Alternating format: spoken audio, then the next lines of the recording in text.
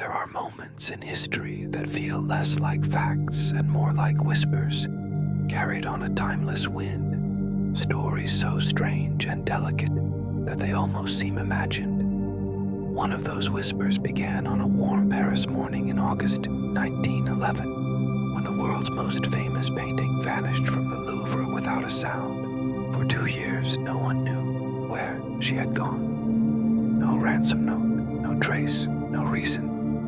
But behind that silence hid a man whose quiet obsession would turn him into both a thief and a legend. His name was Vincenzo Peruggia, and he would later say that he never meant to steal the Mona Lisa, only to bring her home before he became the man who outwitted an entire museum. Vincenzo was just another shadow among thousands in Paris. He was an Italian immigrant, small in stature and soft-spoken, who had come to the city in search of honest work.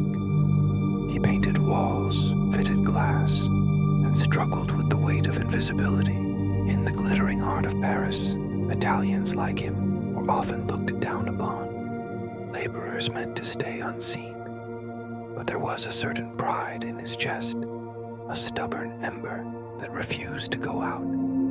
Italy, he believed, had given the world beauty, true beauty, and it had been taken, displayed under foreign lights, treated like a prize. And perhaps that was where it began, that quiet ache that turned into a dangerous thought. Vincenzo worked briefly at the Louvre, helping to install glass over some of the paintings. It was there that he first stood before the Mona Lisa. She was smaller than he had imagined, and yet her presence filled the room like a breath he couldn't release.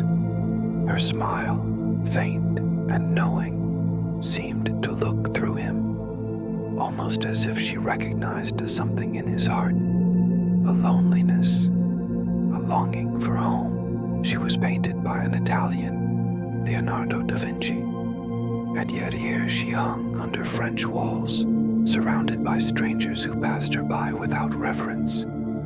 Vincenzo felt it as an injustice, though no one had told him it was one. The idea took root in silence, deep and slow, like a seed waiting for its season. In those years, the Louvre was not the fortress of glass and alarms it is today. Guards came and went, rooms were left unattended, and the Mona Lisa, despite being admired, was not yet the icon she would become. On Mondays, the museum was closed to the public, and maintenance workers roamed the halls freely. No one paid much attention to the men in white smocks who carried tools and frames. They were part of the background, the invisible hands that kept beauty alive. Vincenzo realized that if someone wanted to steal the painting, all they had to do was look like they belonged there. And he did. The morning of August 21st, 1911, began like any other. Paris stirred slowly under the sun. The Seine moved lazily through its bridges, and inside the Louvre, the echo of footsteps filled the marble halls. Vincenzo arrived dressed in a white worker's coat, carrying nothing suspicious. No bag, no weapon, only his resolve. He knew the guards would recognize him. He had worked there before. The room that housed the Mona Lisa, known as the Salon Carré, was momentarily empty. He stepped inside quietly and looked at her, just once more, as a man might look at someone before saying goodbye. He removed the painting from the wall. It was lighter than he expected, framed simply and covered by a glass pane he himself had once helped to fit. He carried her into a nearby stairwell out of sight and set her down carefully on the floor. Then, with calm precision, he removed the frame and glass, revealing the panel of poplar wood that had held her image for centuries. He wrapped the painting in his white smock and tucked it under his arm. To anyone watching, he would have looked like a worker carrying supplies. He moved through the quiet corridors, past passed through the unlocked doors and stepped into the Paris morning unnoticed. In less than 15 minutes, the world's most famous painting had disappeared. When the museum opened the next day, no one noticed at first. It was not unusual for artworks to be moved for cleaning or photography. Hours passed before a painter named Louis Peruggia, who had come to sketch the Mona Lisa, discovered the empty wall and alerted the guards. At first, they laughed, assuming she had been taken for maintenance. But when the truth settled in, that she was gone, panic spread through the museum like a fever. The Louvre closed its doors for a week. Police swarmed the galleries, dusted for fingerprints, questioned staff, and combed through every possible lead. The newspapers exploded with headlines. "The Mona Lisa stolen," screamed the Paris Journal.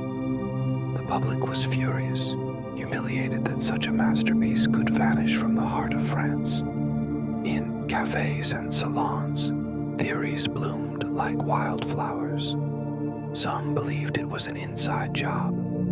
Others whispered that the Germans were behind it, or that an eccentric collector had paid a fortune to have her stolen. Even Picasso and poet Guillaume Apollinaire were arrested and questioned. The scandal was that enormous, but all the while, the real thief sat quietly in his small room in Paris, keeping his secret wrapped in cloth beneath a false floor. At night, when the city slept, Vincenzo would lift the panel and stare at her face. Her smile seemed different now, warmer, almost conspiratorial, as though she too understood what he had done and why. He didn't sell her. He didn't destroy her. He simply kept her, hidden and safe, for more than 2 years.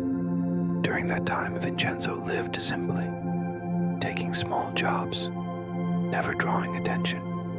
The painting lay under his bed or behind a false wall, sometimes brought out in silence just to be looked at. He would sit for hours, staring into her eyes, whispering to her in Italian, calling her La Nostra, ours. To him, she was not stolen. She was rescued.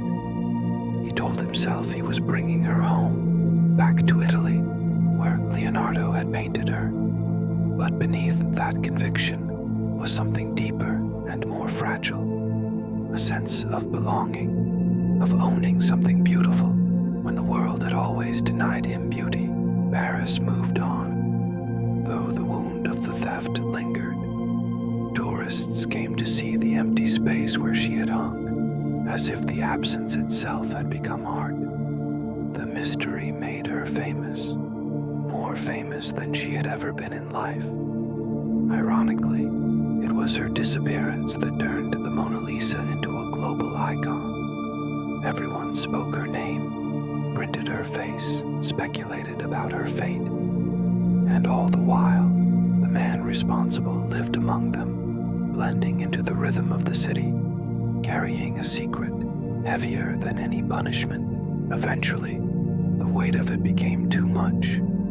In 1913, Vincenzo decided it was time to complete what he saw as his mission. He reached out to an Italian art dealer named Alfredo Geri, claiming he had an important Renaissance painting that rightfully belonged to Italy. Geri was intrigued but cautious. Together with Giovanni Poggi, the director of the Uffizi Gallery in Florence, he arranged to meet Vincenzo at a hotel. Vincenzo arrived carrying a wooden trunk. Inside, wrapped in red cloth, was the Mona Lisa. When Geri and Poggi lifted the cloth, they gasped, not just because the painting was real, but because it was flawless, untouched, unspoiled by greed or damage. It was as if time itself had guarded her. As the men admired her, Vincenzo stood silently, pride and fear wrestling inside him. He told them his story, how he believed the painting belonged to Italy, how he had protected her, not stolen her.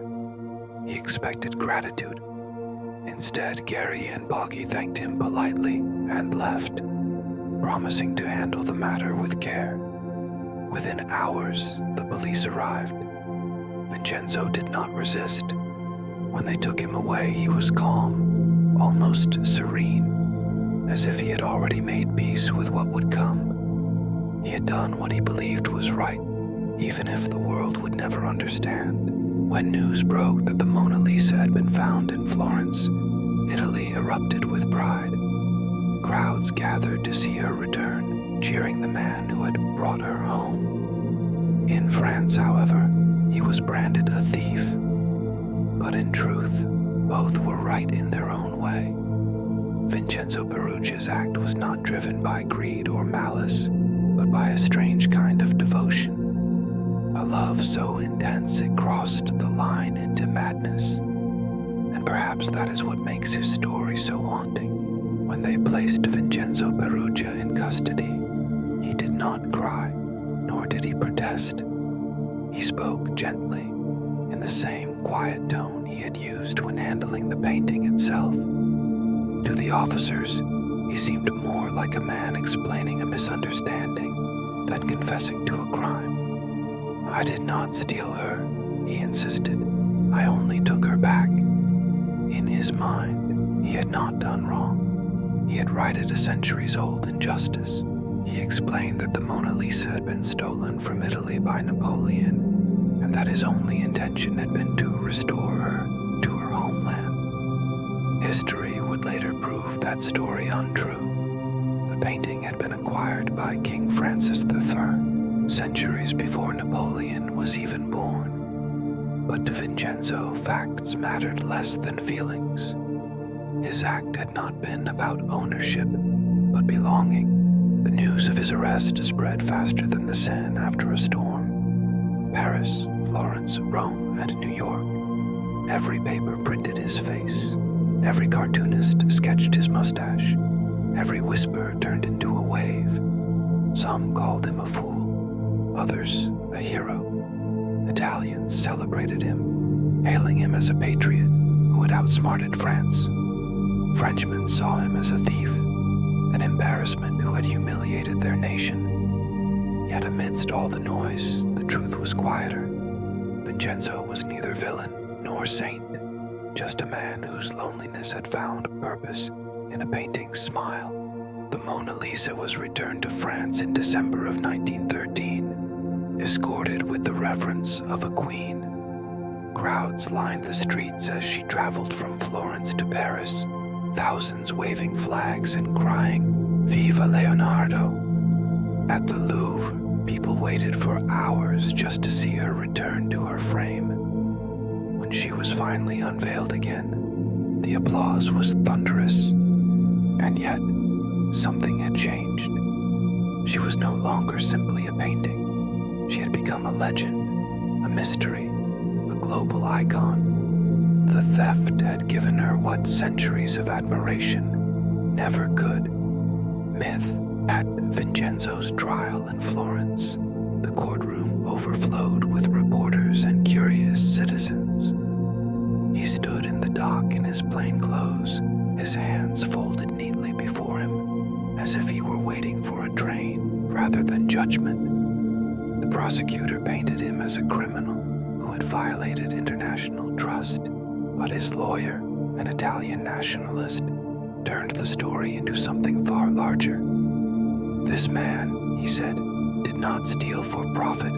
He acted out of love for his country." The words struck a chord with the crowd. They cheered, shouted his name, and even the judge softened. After all, the painting had been returned unharmed, and the thief was no villain in the eyes of the public. In the end, Vincenzo was sentenced to just over a year in prison, but he served only 7 months. When he was released, he returned to a small town in Italy, where life moved slower, where people knew his name but did not ask too many questions. He tried to disappear into simplicity, to live quietly among those who saw in him not a criminal, but a man who had once dared to do something extraordinary. He married, had a daughter, opened a small paint shop and carried on as though the world's gaze had never passed over him. Yet even then, he could never fully escape the ghost of that smile. Sometimes, neighbors would find him in the corner of his workshop, staring at an old newspaper clipping or a faded photograph of the painting. He would trace her outline with his finger, his lips moving silently as if speaking to her. "I kept you safe," he would whisper. "I brought you home, if only for a little while." And in those moments, one could almost believe he still saw her as his secret companion, the only one who had ever looked back at him with warmth instead of pity. The years passed, and history began to fold him into its margins. Wars came and went, borders shifted, and the Mona Lisa remained behind her bulletproof glass, forever calm, forever smiling. Visitors from every corner of the world came to see her, standing in quiet awe before that small panel of wood, unaware that the man who once carried her under his arm had long since faded into obscurity. Decades later, his story would resurface in books and films, retold as a curious mix of comedy and tragedy. Some mocked his simplicity, calling him naive. Others called him romantic, the last dreamer of a lost world. But in truth, Vincenzo's act was neither foolish nor grand. It was profoundly human. The theft of the Mona Lisa changed more than just her fame. It reshaped how the world saw art. Before 1911, the painting was admired mostly by scholars and artists. After her disappearance, she became a symbol of mystery, desire, and fascination. People didn't just want to see her, they wanted to feel her, to stand before her and ask silently what she was smiling about. She became a mirror, reflecting the longing in everyone who gazed upon her. And maybe that is why Vincenzo's story still resonates, because we all steal moments, dreams, and fragments of beauty from the world, hoping they will make us whole. If you visit the Louvre today, you'll find her behind a thick pane of glass, watched by cameras and guards. Tourists lift their phones, trying to capture her, but she remains still, her smile forever elusive. Somewhere in that crowd, if you listen closely enough, you might hear a whisper, a faint echo of the man who once dared to take her hand and walk her into the daylight. And perhaps that is the quiet truth behind her smile. She has seen the eyes of kings, the brush of her maker, the adoration of millions. But only once did someone risk everything just to keep her close. Maybe, just maybe, that is why she smiles the way she does, not with pride, but with forgiveness. So when you stand before her, surrounded by noise and flash and wonder, pause for a moment. Look past the glass, past the crowd, past the centuries. Look into her eyes and imagine a man in a white smock, standing alone in an empty gallery, heart racing, hands trembling, whispering to her in Italian before carrying her away. For that brief moment in history, she was not an object. She was a secret, shared between a dreamer and a masterpiece. And as the whisper fades, remember this: sometimes the most extraordinary stories are not about power or wealth, but about longing, the fragile, impossible desire to hold beauty in one's hands and call it one's own, if only for a heartbeat in time. If the story touched you, let it linger. Let it remind you that love, even when misguided, can leave behind echoes that outlive us all. And somewhere, in the gentle hum of history, the Mona Lisa still smiles, not just for the world, but for the man who once dared to steal her.